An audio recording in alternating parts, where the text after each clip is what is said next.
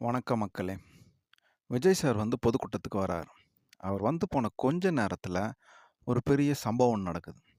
அந்த சம்பவத்தால பாதிக்கப்பட்ட ஒரு அம்மா சொல்றாங்க. "சார், நாங்க வந்து 4 பேர் வந்தோம். என்னோட 3 பெண்கள், அப்புறம் என்னோட கடைசி பையன், சின்ன பையன். நாங்க 4 பேர் வந்தோம். வந்து பொதுக்கூட்டத்தில கலந்துக்கிட்டோம்.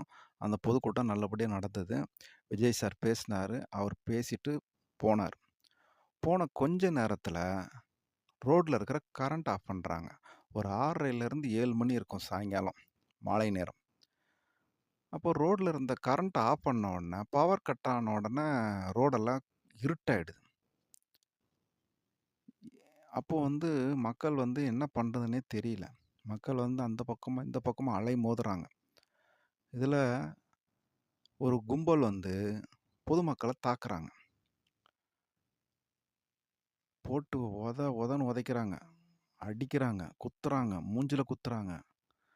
அங்கருந்து அவங்க அவங்க போட்டிருந்த பேட்ஜ் எல்லாம் புடிச்சு இழுக்குறாங்க. அவங்க போட்டிருந்த துண்ட புடிச்சு இழுத்து கீழ தள்ளுறாங்க. போட்டு போட்டு போட்டு மக்கள நாசம் பண்றாங்க. இப்போ பிரச்சனை பண்றாங்க. ஸோ இப்படி இருக்கும்போது, அ நாங்க 4 பேர் வந்து அந்த கூட்டத்தில மாட்டிக்கிட்டோம். எப்படியாவது நம்ம இந்த இந்த கூட்டத்திலருந்து வெளியேறிறணும் அப்படின்ட்டு நாங்க அந்த கூட்டத்தோட அந்த அலைகள் எப்படி போதோ, அந்த மனித அலைகள்ல நாங்களும் நவுந்து நவுந்து போய்க்கிட்டு இருக்கோம். அப்போ ஒரு பக்கம் போலீஸ் தடியடி அடிக்க ஆரம்பிக்குது. ஒ அந்த தடியடியில மக்கள் வந்து அங்கேயும் இங்கேயும் அலைமோதுறாங்க. ஸோ ஒரு பக்கம் ஒரு கும்பல் வந்து பொதுமக்கள தாக்குது. ஒரு பக்கம் போலீஸ் வந்து தடியடி அடிக்குது. கரண்ட்டு இல்ல. ஃபுல்லா கரண்ட் இல்ல. நெட்வொர்க் இல்ல. யார் மொபைலும் ஒர்க் ஆவல.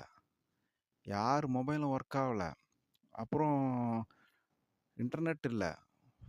வாட்ஸ்அப் ஒர்க் ஆவல. இன்டர்நெட் ஒர்க் ஆவல. ஸோ இந்த மாரி பல பிரச்சனையில மாட்டிக்கிட்டு அந்த அந்த அலைகள்ல, அந்த மனித அலைகள்ல நாங்க நவுந்து நவுந்து போய்க்கிட்டு இருக்கோம். நாங்க 4 பேரும். அப்போ என் பையன் என் தோள் மேல உட்காந்துருந்தான். என் தோள் மேல உட்காந்து தான் அந்த பொதுக்கூட்டத்த அட்டெண்ட் பண்ணான். ஸோ நாங்க எல்லாரும் வந்து அந்த மனித அலைகள்ல போய்க்கிட்டு இருக்கோம்.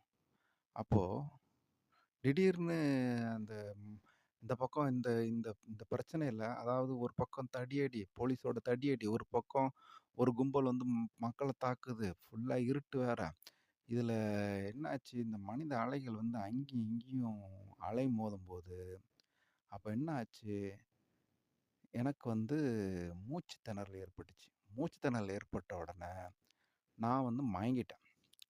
மயங்கி கீழ விழ ஆரம்பிச்சுட்டேன். கீழ விழுந்துட்டேன். அது விழும்போது என் பையன வந்து ஒருத்தர் வந்து காப்பாத்திட்டாரு. அவர் தாங்கி பிடிச்சுட்டாரு. ஆனா என்னோட 3 பெண்களும் அந்த மனித அலைகள்ல அப்படியே நவுந்து, நவுந்து, நவுந்து, நவுந்து கொஞ்சம் தள்ளி போயிட்டாங்க. அப்புறம் நானும் கீழ விழுந்துட்டேன். அப்புறம் என்ன பண்றாங்க, அந்த பெரிய பொண்ணு இருக்கு இல்லையா? அவங்க வீட்ல இருக்கிற பெரிய பொண்ணு, அவங்க வந்து வராங்க. அவங்க வந்து எப்படியோ அந்த மனித அலைய எதிர்த்து, அந்த மனித அலைகள்ல நுழைந்து, அவங்க வந்து எப்படியோ கொஞ்சம் முன்னால வராங்க. முன்னால வந்து என்ன பண்றாங்க, அவங்க அங்க வந்து பார்க்குறாங்க. அங்க பார்த்தா அவங்க அம்மா கீழ விழுந்து கிடக்குறாங்க. அவங்க தம்பிய வந்து யாரோ காப்பாத்தி வச்சிருக்காங்க. ஆனா, அவங்க 2 தங்கச்சிகள அங்க காணோம். அப்புறம் கொஞ்சம் தள்ளி பார்க்குறாங்க, ஒரு இடத்துல விழுந்து கிடக்குறாங்க. ரொம்ப அடிபட்டு, மிதிப்பட்டு, அவங்கள போட்டு ரொம்ப பிரச்சனை பண்ணியிருக்கிறாங்க. ரொம்ப போட்டு மிதிச்சிருக்காங்க, குத்தியிருக்காங்க, வயித்துல மிதிச்சிருக்காங்க, அந்த தொண்டையில மிதிச்சிருக்காங்க, நெஞ்சில மிதிச்சிருக்காங்க, மிதிச்சு கீழ தள்ளி போட்டுருக்காங்க. அதுக்கு அது அது மட்டும் இல்லாம, இந்த இந்த இந்த அந்த மனித அலைகள்ல மக்கள் எந்த பக்கம் போறது தெரியாம, ஏதோ ஒரு தகரத்துக்கு மேல ஒரு தகரம் ஒண்ணு இருந்திருக்கு மேல. அந்த தகரத்துல மக்கள் ஏறியிருக்காங்க.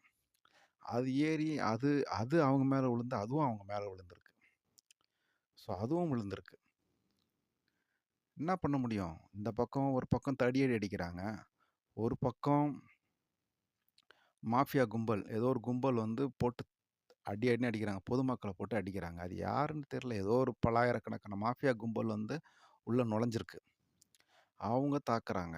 கரண்ட் இல்ல, நெட்வொர்க் இல்ல, இன்டர்நெட் இல்ல, எதுவுமே இல்ல. என்னதான் பண்ண முடியும்? மக்கள் எப்படியாவது அந்த இடத்த விட்டு மூவ் பண்ணி ஆகணுங்கிறதுனால, ஒரு தகர ஷீட் மாரி மேல இருந்திருக்கு. அது மேல ஏறி இருக்காங்க மக்கள். எப்படியாவது அது மேல ஏறி நம்ம தப்பிச்சுப்போம் அப்படின்னு சொல்லிட்டு. அதுல ஏறி உட்கார்ந்ததுல என்ன ஆச்சு, இந்த பெண்கள் வந்து அங்க கீழ விழுந்திருந்தாங்க இல்லையா? அந்த ஷீட் வந்து என்னாச்சு, அது உடைஞ்சு அந்த அந்த அந்த அது மேல உட்கார்ந்த மக்களோட சேர்ந்து அந்த அந்த பொண்ணுங்க மேலயும் விழுது. ஸோ அதுல ஒரு அடிபடுது. ஸோ அந்த மாரி அடிபட்டு அவங்க கீழ விழுந்து கிடக்குறாங்க. இப்ப என்ன பண்றாங்க, இதெல்லாம் இதெல்லாம் நடந்து முடிஞ்ச உடனே ஆம்புலன்ஸ் என்டர் ஆகுது. அந்த கூட்டத்துக்குள்ள ஆம்புலன்ஸ் வந்து என்டர் ஆகுது. எப்படி பாருங்க, யாருமே கால் பண்ணல. எப்படி என்டர் ஆகுதுன்னே தெரியல. ஆனா ஆம்புலன்ஸ் யாராவது கூப்பிடாம ஆம்புலன்ஸ் வருமா? யா நீங்க ஒரு ரோட்ல ஒருத்தர் அடிபட்டு கிடக்குறாரு. அவர காப்பாத்தணும். கூப்பிட்டா தானே வரும். கூப்பிடாம அந்த இடத்துக்கு வருமா? ஆனா இங்க வருது. கூப்பிடாமலே ஆம்புலன்ஸ் வருது. கரெக்ட்டா அடிப்பட்ட இடத்த யார் யார் அடிபட்டுருக்காங்களோ அந்த இடத்த தேடி ஆம்புலன்ஸ் கரெக்ட்டா வருது. அ அதேபோல நம்ம நம்ம ஒரு ரோட்ல ஒருத்தர் அடிபட்டுருக்காருன்னா, அவர ஆம்புலன்ஸ் கூப்பிட்டா எப்போ வரும்? அது பல மணி நேரம். சில நேரம் அ அ அவர வந்து வேற வேற வண்டியில கூட ஏத்தி போயிடுவாங்க. ஏத்தி அனுப்பிச்சுருவாங்க. ஆம்புலன்ஸ் அப்புறம் தான் வரும். ஸோ அந்த மாதிரி நடக்குது. ஆனா இங்க கரெக்ட்டா ஆம்புலன்ஸ் வந்து அடிபட்ற அடிபட்டு கிடக்கிற ஆட்கள தூக்குறதுக்காக கரெக்ட்டா அந்த இடத்துக்கு வருது. தானா வருது. யாருமே கூப்பிடாமலே வருது. ஸோ இதெல்லாம் வந்து ப்ரீ பிளான்டு. எல்லாமே வருது. ஸோ இந்த அம்மா என்ன சொல்றாங்க, அ அதாவது அந்த பெரிய பெரிய பொண்ணு.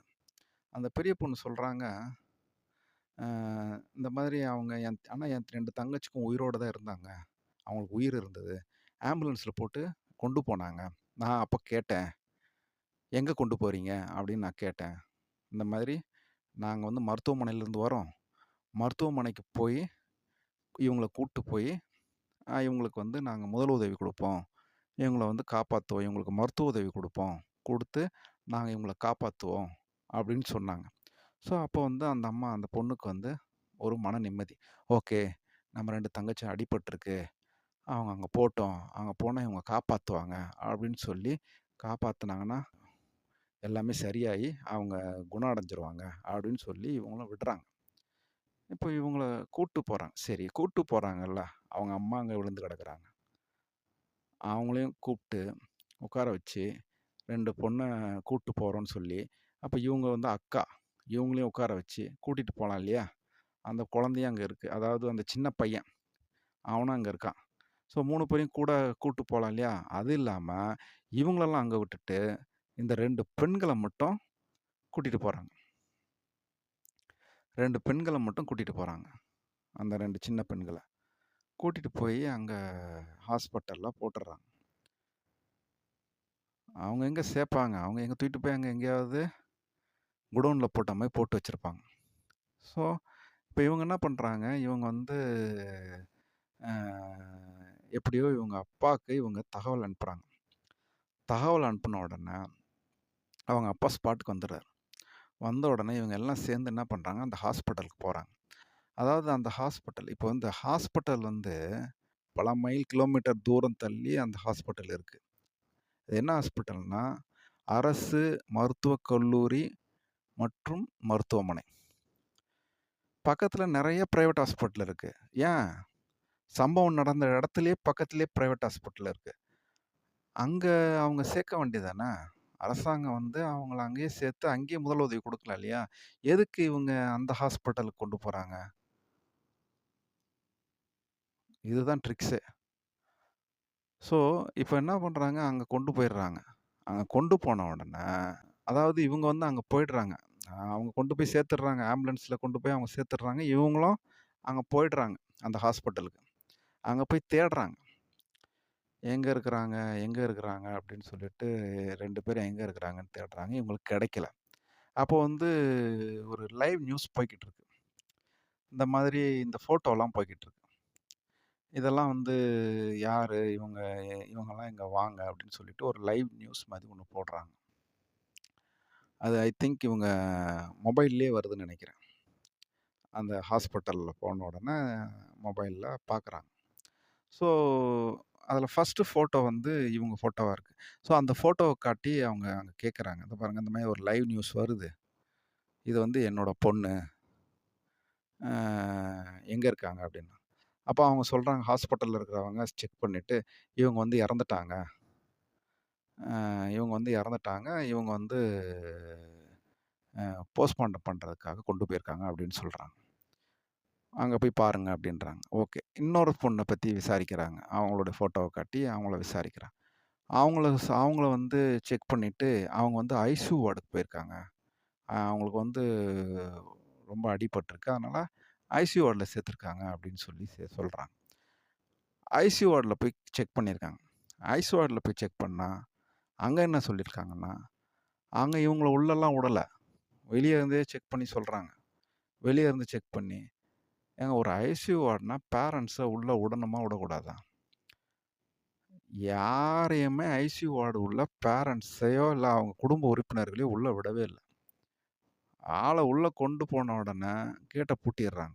சுத்தி எங்கெங்கெல்லாம் கேட் இருக்கோ எல்லா கேட்டையும் பூட்டிர்றாங்க. பூட்டிட்டு அங்க உள்ள என்ன நடக்குதுன்னே தெரியாது. ஐசியூ வார்டுல என்ன அவங்க சிகிச்சை பண்றாங்களா? என்ன பண்றாங்க? என்ன நடக்குது? ஊசி போடுறாங்களா? என்ன ஊசி போடுறாங்க? எதுவுமே தெரியாது. ஸோ, அப்போ இவங்க அங்க கேட்டுருக்காங்க. கேட்ட உடனே இவங்க என்ன சொல்லியிருக்காங்க, அந்த ஹாஸ்பிட்டல்ல அந்த ஐசியூ வார்டு வாசல்ல இருந்தவங்க சொல்லியிருக்காங்க, இவங்களும் இறந்துட்டாங்க. இவங்க இறந்துட்டாங்க. இவங்களையும் பிரேத பரிசோதனை பண்றதுக்காக அனுப்பியிருக்காங்க. நீங்க அங்க போய் பாருங்க." அப்படின்னு சொல்லியிருக்காங்க. சரி இவங்க அங்க போனாங்க. அங்க போயிட்டு கடைசியா அவங்க 2 பேரையும் பிணமா தான் மீட்டிருக்காங்க. ஸோ, இந்த சம்பவத்திலருந்து நமக்கு என்ன தெரியுது? அதேபோல பொதுமக்கள் வந்து என்ன சொல்றாங்க? பொதுமக்கள் என்ன சொல்றாங்கன்னா, இந்த சம்பவத்திலருந்து எப்படி அந்த 2 பெண்களும் உயிர் போச்சு? ஏன் ஆம்புலன்ஸ்ல அவங்க பேரண்ட்ஸ் கூட இருந்து கூட, அதாவது அடிபட்டு கிடந்த அந்த பெண்கள் கூடயே பேரண்ட்ஸ் எல்லாருமே இருந்து கூட, பேரண்ட்ஸ், அவங்க அக்கா எல்லாரும் இருந்து கூட ஏன் அவங்கள கூட கூட்டிட்டு வரல? அதேபோல ஹாஸ்பிட்டல் வந்த பிறகு ஐசியூ வார்டுக்குள்ள ஏன் இவங்கள அனுமதிக்கல? ஏன் எந்த பேரண்ட்ஸையும் ஏன் வந்து அ யா எல்லாரையுமே அதாவது குடும்ப உறுப்பினர், பேரண்ட்ஸ் எல்லாருமே வந்து ஏன் வந்து அனுமதிக்கல? உள்ள ஏன் அனுமதிக்கல? உள்ள என்ன நடந்தது? அப்படிங்கிறது அதாவது ஒரு சிகிச்சை குடுக்குறாங்கன்னா, அது அவங்க குடும்ப உறுப்பினருக்கு தெரிஞ்சா நல்லது தானே! இதுல என்ன இருக்கு? எல்லாமே தெரிஞ்சு தானே பண்றாங்க, ஐசியூ வார்டுல. ஸோ குடும்ப உறுப்பினரும் கூட இருக்கலாம் இருக்கலாம் இல்லையா? என்ன என்ன நடக்குது? என்ன பண்றாங்க? என்ன சிகிச்சை குடுக்குறாங்க? அப்படிங்கிறது அவங்களுக்கு தெரியணும் இல்லையா? ஸோ ஏன் அதுக்கு வந்து அனுமதி குடுக்கல? ஸோ இதுதான் வந்து பொதுமக்களோட கேள்வி. இதுதான் வந்து பொதுமக்களோட கேள்வியா இருக்குது. அதேபோல ஏன் கரண்ட் ஆஃப் ஆச்சு? ஏன் கரண்ட் ஆஃப் ஆச்சு? ஏன் வந்து ஒரு கும்பல் வந்து பொதுமக்கள தாக்கிச்சு? அவங்க வந்து கத்திய வச்சு கூட தாக்குனாங்க. கத்திய வச்சு கூட தாக்குனதாக பொதுமக்கள் சொல்றாங்க. ஏன் தாக்குச்சு? ஏன் தடியடி நடத்துனாங்க? ஏன் வந்து இன்டர்நெட் ஒர்க் ஆவல? ஏன் செல்ஃபோன் டவர் எடுக்கல? செல்ஃபோன் டவர் ஒர்க் ஆவல. எதுவுமே ஒர்க் ஆவல. டவரே ஒர்க் ஆவல. ஏன் ஒர்க் ஆவல? ஸோ இதெல்லாம் வந்து பல கேள்விகள். பொதுமக்கள்ட்ட இருந்து இது வந்து பல கேள்விகள். அதாவது ஆம்புலன்ஸ்ல ஏத்தும்போது 2 பேரும் நல்லா தான் இருந்திருக்காங்க. எப்படி ஹாஸ்பிட்டலுக்கு வந்தோனே இறந்தாங்க? கேட்டா, ஒருத்தர் வந்து இறந்தே தான் வந்தாங்கன்னு சொல்றாங்க. ஒருத்தர் வந்து சிகிச்சையில இறந்ததா சொல்றாங்க.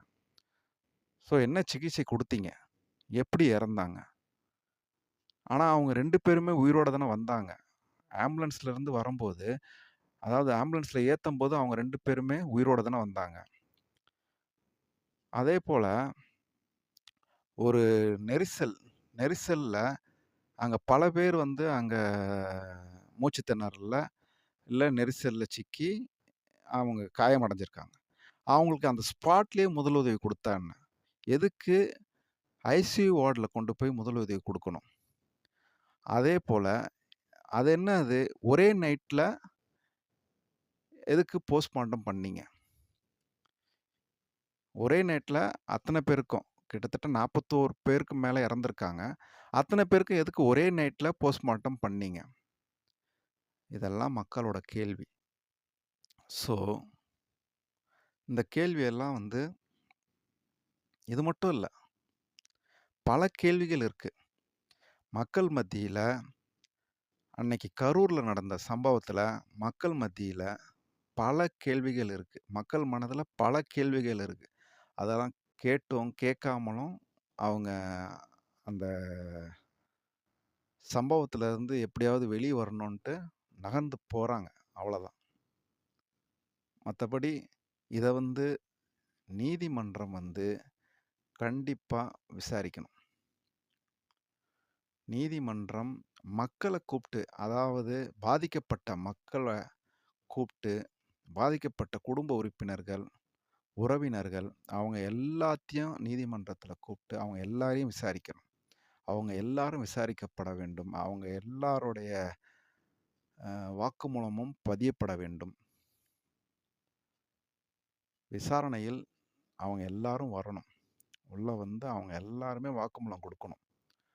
ஸோ நீதிமன்றம் இதை சரியாக, முறையாக இதை விசாரிக்க வேண்டும். விசாரித்து இதற்கு பின்னால் இருக்கிற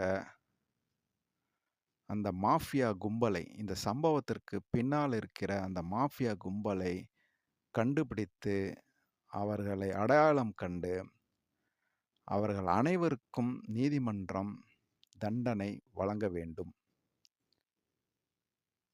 என்பது பொதுமக்களுடைய வேண்டுகோள். தாழ்மையான வேண்டுகோள். நன்றி.